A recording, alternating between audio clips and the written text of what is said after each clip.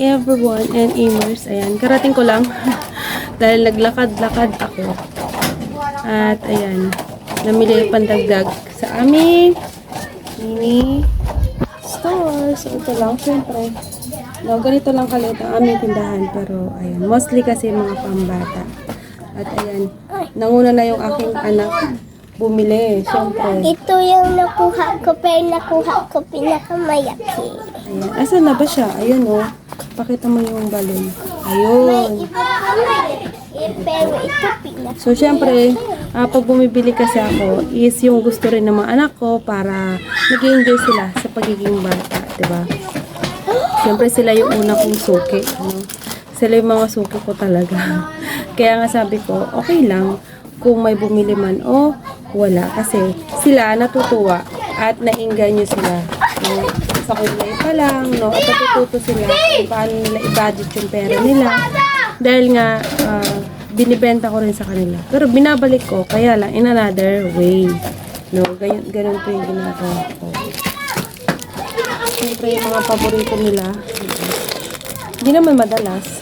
So, siyempre, alam mo yung mga bata, mahilig sa mga kutkutin. Ayan. Mami, gusto ko na. Mamaya magpagkaano. So, ayan. Tuloy-tuloy lang tayo sa pagtitinda. No, huwag mo isipin yung, wala kang ano ngayon. Hindi siya productive. No, normal lang po yun. No, kasi hindi po araw-araw na may tinda or may nabenta. No, sa akin kasi tuloy-tuloy lang. So, gano'n lang kaliit ang aking paninda. Ang aking mga produkto. Ayun. Pasensya nyo na. Andito yung aking mga sinampay. Dahil nga full load na sa labas. So, ayan. Doon. So, syempre, andun yung ating money plan. Hindi siya mawala. Ating calculator. Kasi minsan pagkaan na. Tapos, syempre, yung ating Soul Beauty product na sabon. Ayan. And ang mga sari-sari. No, kung yung iba naka-update sa atin, no, alam nila kung gaano kaliit at kakaunti yung ating laman dati. So, ngayon, ayan, medyo nadadagdagan na siya. At ito, syempre, bakasyon na mahaba-haba yung ano ng mga bata. Kaya, ayan, may libangan sila. Sa halagang piso, ayan, makakabili sila ng kanilang mga balloon. Ayan, so syempre, mostly kasi talaga tig piso, no?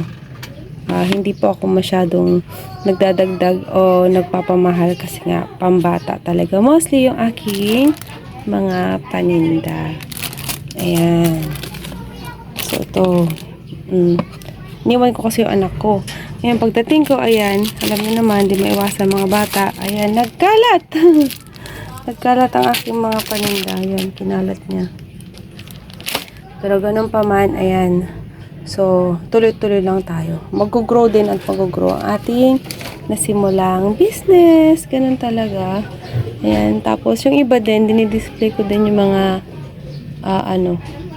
yung mga ibang damit. Kasi minsan may mga naghahanap din. Ganun. So, ayan. Dito magulo na talaga siya kasi nga minsan pag may kukunin akong tape or what, halo-halo na kasi. Ayan, dito makalat konti yung section nito. Dito, syempre sa front, no, pag yung mga bata ang magtitinda, ayan, makalat. No, pero at least nag-i-enjoy, no. Enjoy lang tayo sa ating buhay. Ayan. Halo-halo yung ating paninda. Ayan lang. So, update, no. Tuloy lang ang buhay, no. So, mag-umpisa tayo sa maliit. Ayan. Ayan. Let it go and grow that thing, no. Sa halagang piso, meron ng mabibili yung mga bata, no. Enjoy lang. Ganun lang talaga po ang ating pamumuhay, no. Be positive always. For bringing us a good opportunity and life.